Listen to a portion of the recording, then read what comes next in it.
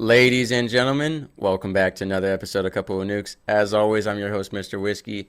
And if you're new to this show, I'll let you know that we cover addiction recovery quite a bit on the show. It's something near and dear to my heart because I have, seen so many people overdose and pass away. I've seen lives ruined, families ruined, my own family ruined by it. So it's something very important to me.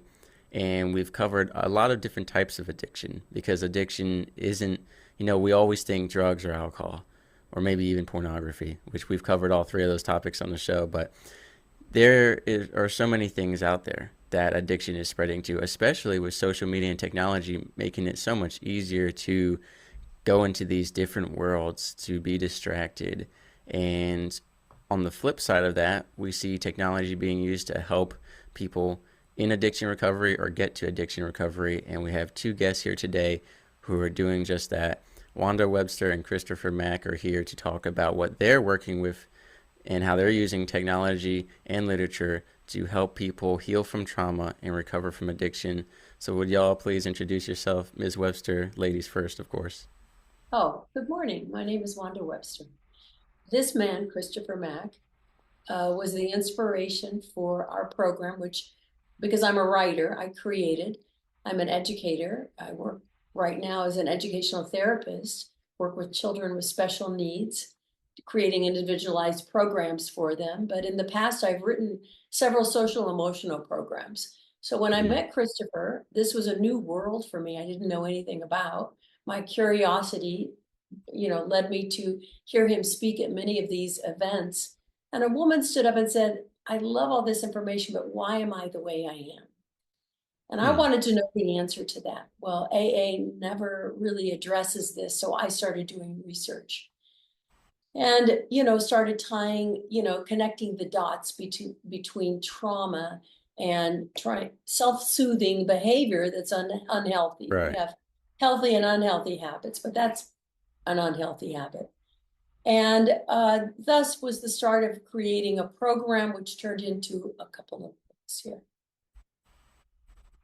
Well, my name is Christopher Mack, and uh, my recovery started in 2000. And so I'm from Los Angeles, and I grew up in a drug culture. But I always wanted to use drugs so that I could find out what's on the other side of the veil. I always wanted to know what is life really about, rather than the physicality, because we always based our life upon our physical existence. And so, as I started in my recovery journey, about the time I was 10 years into recovery, I realized that there was these aha moments that came about that really I knew that that was the transformation. When you have an aha moment, it says, oh, wow, and something just seems to shed. And so I started to see the dynamics in recovery. And I said, there's a dynamics, there's an activity that is a result of, certain practices. Right. And those practices are about applying principles.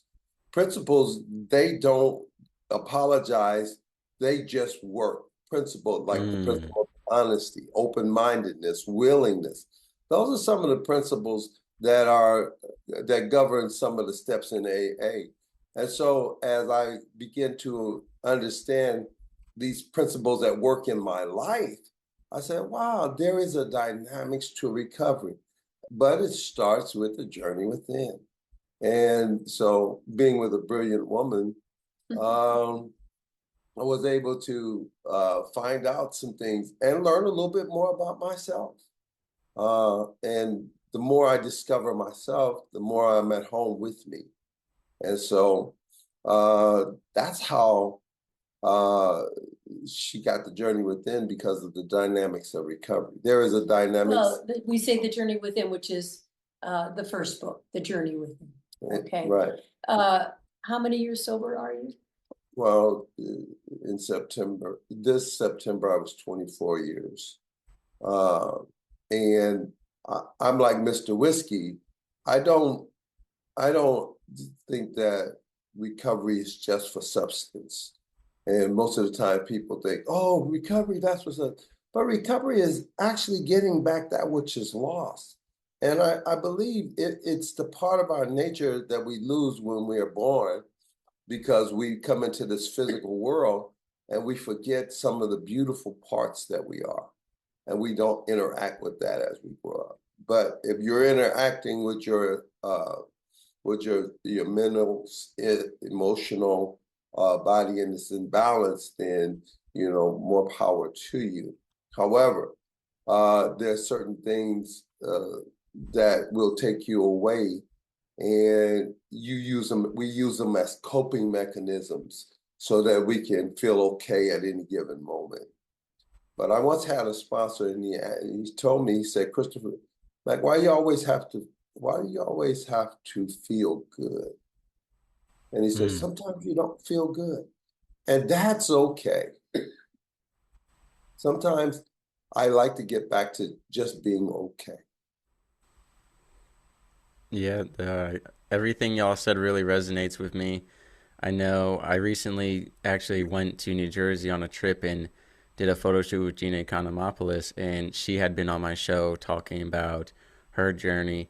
And she said something that y'all have hinted at, which she said she was an alcoholic long before she ever had liquor because she had all the predetermining factors to it, the trauma, this and that. And what you kind of hinted at, Mr. Mack, is, in the episode a couple weeks ago, Steps Ministry, with Steve Ward, he created a program after he recovered, realizing that so much that is taught in AA could be used as a preventive measure, that recovery wasn't about the substance, it was about the person as well. So everything you're saying really resonates with me. And yeah, a lot of times it's like AA can, addresses the symptoms and the after results, but sometimes it doesn't delve deep enough into the beforehand. Because I've seen people go through rehab as well, especially rehab, where they go through rehab and then they get out, and eventually, whether it's a few days or a few years, they start drinking again because their body doesn't physically need it anymore. And there's even other, treatments out there like the laser acupuncture I featured on my show, where you can get rid of the physical symptoms and ailments for wanting to be addicted, but the mindset takes over because our mind is, as you call it, Mr. Mack, clever and it is good at convincing us and deceiving us into doing things. And so, well, people will end up drinking again because they didn't address those root causes and do that journey within. So, in a play on words there with your book, what exactly does that book do for us? Who should read it, and what was the creation of it for? You want to talk about one Well, first? we often say it's a disease of the mind. It's obsessive Compulsive. compulsive thought behavior. So the obsessive thoughts lead to compulsive behavior, and that is habit. And you don't have control over that. That's why they say it takes away your choice, Mm. because that is leading you, that clever mind, that obsessiveness, the compulsiveness is leading you into whatever. It's funny, I don't come from that drug culture world, but in this program and me even writing this, I realized I was an addict with people pleasing. Mm. Yeah. That can be an addiction. And that was born from a trauma from being bullied by my sister relentlessly. And so I always wanted to make people happy. I wanted to be invisible. I wanted to play small. Well, that is great when you're a child. It's a great coping mechanism because we're just children. We can only handle so much. But when we get to be an adult, we've outlived that coping mechanism. That doesn't really, it's unhealthy for us anymore. So yes, it's a disease of the mind. And when you're trying to fix something that you don't know is you're using the wrong tool. It's like trying to fix a Mercedes with plumber's tools. And you have to go inside to find out what that mind is about. My partner, JJ, who helped me with the dynamics of recovery, he used to say, I have a mind, but it won't mind me. And so Mm. we have all of these occurrences and these incidents in life, that become a radio operator sending out signals. It's like when I was born, my mom had tuberculosis, and I didn't have a close relationship with her, but that hole that was left by that trauma kept sending out messages. I need this. I got to have that. I got to, and they do say that ADHD is the way the brain is formed so that it can protect itself. And so, with that, I developed ADHD. And so there was always this, oh, I got to know this. I got to know this. I got to know this. But the part I was looking for is deep inside of me, that beautiful spark of life, of energy that exists, and I have no relationship with it. And so you say, what does the book do? The journey within is actually a workbook. And it's one where you look at the first chapter would say it's more than a flesh wound. Well, when we have a flesh wound, we get cut and stuff. We know how to get it taken care of. We Right. do the pericomb. But what about those internal wounds that become those operators in our life, that be sending out those signals? And it's a habit because we're so familiar with it. Oh, I thought about that. That's cool. Oh, it's what oh man, I'm a non-conforming. That was my battle cry. So whatever it is that you offered me wasn't what I was offering myself. I mean, I don't have to do it that way. That's your way. Who do you don't know me. And so Right. there are these clever conversations that are going internally. And now I have no choice. I have to do and obey what it is that operator is sending out to me. And so the journey within, like the first chapter is more than a flesh wound, starts to say, oh, well, what is that wound that's inside that's sending out these messages that robs me of choice at any given moment? And so when I start to find that that's the way I'm operating, now I gotta say, what is the fix here? What is the tool that I need to do? And so going inside and starting to look at some of the things that didn't serve me, some of the things that were unhealthy. I don't like to use good and bad, right and wrong anymore. I like to use what is healthy and what is unhealthy, Right. because healthy things result in well-being. Unhealthy things result in discord.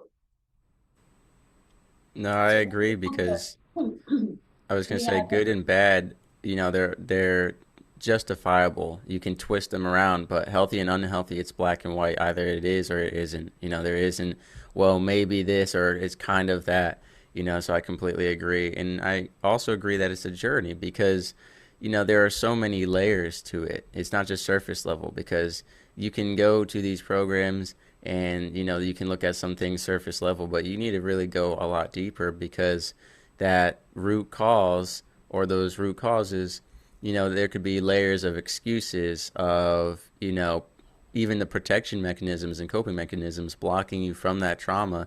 But ultimately, you need to break through all those barriers to get to that so you can realize why did you start drinking or why did you start doing drugs or why do you need to go to the gym 5 hours a day? Whatever your addiction is that you are using that was initially a form of protection, but now has become too much. It has become a limiter to your life.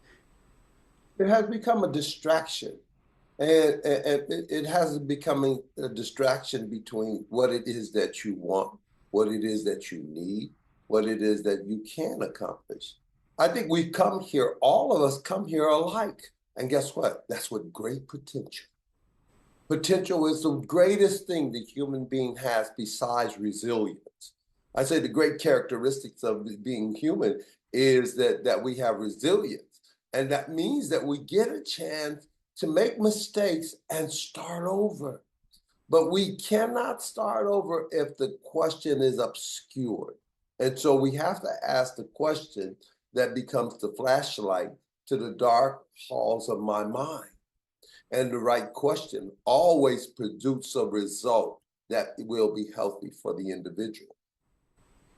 Yeah, and then I know y'all also wrote Isabel's Starry Night. Could you tell us about that book and what differentiates it from The Journey Within?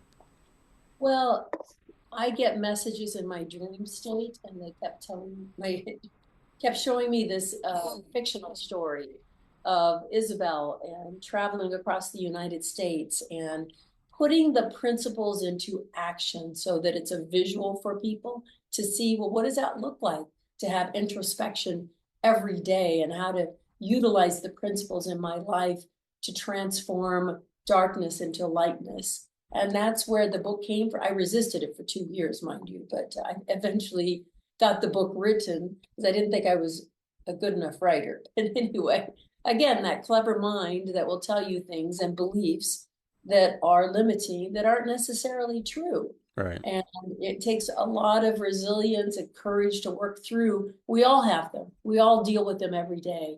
Of the wounds create those limiting beliefs. Now, what do I believe about myself because I was molested as a child? What do I believe? Well, I believe the world is not a safe place for me. You know, is that really true? And a lot of people don't even see the connection between the wound and the limiting belief now, the Right. correct belief. And when you start connecting those dots, you say, wow, beliefs. Well, what are beliefs? Christopher, what are beliefs? The weakest proof of reality, because there's unbelief, there's disbelief, but I sometimes think that beliefs are the weakest proof of reality. We believe certain things and it doesn't match up with reality. And they change over the years. I used to believe such and such, and I don't believe it anymore. Just you want to get to that place of knowing, and that comes from meditating every day, from knowing something versus I believe this and fight for those beliefs, and that people fight because people have different beliefs. It doesn't really matter. It just matters how is that limiting your expression in this lifetime, Or is it limiting your experience? your experience. A lot of times people want to get rid of something. But my suggestion here is that I don't think we get rid of things. I think we transmute. We use that which we have to transmute. And then that gives us more imagination, more creativity, more energy. But what it does, when you transmute something, you create capacity. And when you create capacity, now there is a blank canvas. How do I turn my life into this blank canvas at any given moment when I have a habit of doing things a certain way, which rob me of choice? But once I start to transmute the energy, it no longer can come and affect me. It no longer makes me, it no longer compulses me to do something. It no longer drives me in that direction, because I can sit there and I can say, wait a minute, that may not be the best way, I can go north and come around in a circle to get south, but maybe I can just direct route to go south. Right. So, but we try to get rid of something, and the frustration that we're trying to get rid of something that has plagued us for years becomes frustrating. Because did I do it right? I didn't do it right. Oh man, I messed up. And then then it causes a relapse. I'm just exhausted. But when you start observing it and you say, oh wait a minute, it's just telling me to do that. Oh no, I can do something different. And now choice begins to play a pivotal role in how I behave and conduct myself for myself, before anybody else ever is involved. Now I'm being honest, because that's a direct route to making a decision rather than having the clever mind take over. Oh, you said you're going to do this. Oh, you said you're going to do that. And then all of a sudden, I'm frustrated because I don't know which way to go. Yeah, and what you said, I agree with because, the blank canvas analogy is so true. In fact, the episode I referenced earlier with Steph's ministry, we talked because it was a faith based episode specifically about how if you are addicted to something, how are you limiting your potential as for God to use you as a vessel to reach others? But in the same sense, in a non-faith based way, if you are reliant on a substance or you need to use it to do something, how is that limiting you? It got to the point with my father, I know he couldn't go to the movie theater without drinking or the water park, or then it gets to the point you can't go to the store. You can't, and you shouldn't drive, but for some alcoholics, they can't drive without drinking first. They can't even, some of them can't even wake up and start their day without drinking first. So how much potential do you have, which you said it's one of our greatest characteristics and best things about us is our potential. And if we're limiting that because we need drugs or alcohol or to do this and that, whatever it may be, we're really limiting our potential to be a blank canvas and to do all the things in life that we want to do. And when we think about our dreams and goals, we don't want anyone holding us back. And to ironically have ourselves being the one holding us back the more, it's a cruel irony. And so I just want to go back, Ms. Webster, to I know you mentioned that Isabel's Starry Night is a fictitious tale, but knowing you, especially with the background in education, there's obviously a lot of messages built into the story that are educational, insightful. So, what would we get from that, and who should read that book? Well, everybody. No, it's what you get from this is you see the principles in action. Okay. Principles like honesty, self-reflection is a principle to me, integrity, taking responsibility, not being a victim and pointing it's that fault, your fault, because you made me feel this way. It's about taking 100% responsibility. It's about showing how much power we have to transform any moment into light. Any moment. You could walk into a room and change the energy of the room just by your presence. You don't Right. even have to Yeah. say anything. We've seen it. We have probably done it ourselves, and maybe we're not aware of it. But you can walk into a room and be the positive force in the room and just watch it just lift up. You can start coming singing a song. Everybody's energy instantly transforms. That's powerful. Very powerful. Or the reverse is if you come in and you're Debbie Downer all the time and gossiping and complaining, that energy in that room is just going to go down. The energy in yourself Yeah. is going to go way down. When I looked at Isabel's story, I told Wanda, I said, well, she's a white woman. I said, she's a little girl. Yes, she's a white. And then all of a sudden, it hit me. And this is what I got. I said, it was a coming of age. There is this place between childhood. When does a child become an adult? And what are the characteristics of adulthood? Accountability and responsibility. And when I saw her move and shift from the doomsday girl, the Debbie Downer, and she moved into a place where she was a positive influence in her atmosphere, I said, "Oh, that's a coming of age. It doesn't matter what color or what race you are. There's always that movement from that child of irresponsibility, Self-centered children. yeah, selfish and self-centered. And now she's moving to a collective where she is in a community wherever she goes. We create communities. We're in so many different communities at one time that I think the real part of the human experience is to be that community wherever you go. Yeah. No, humans feed off of each other's energy a lot for sure. And like you said, you can choose whether you're a positive or negative influence. So I completely agree. And with the two books having been discussed, I know that's not all you do. You do plenty more nowadays. In fact, as you mentioned to me before we started recording, you're traveling around going to workshops and such. So what are you doing nowadays to continue to help other people? Well, Me personally, I'm always doing something to help people. I work downtown. I'm not going to mention the organization, but I work for a health clinic. Downtown Los Angeles. And I work on Skid Row, which was at once the homeless capital of the world.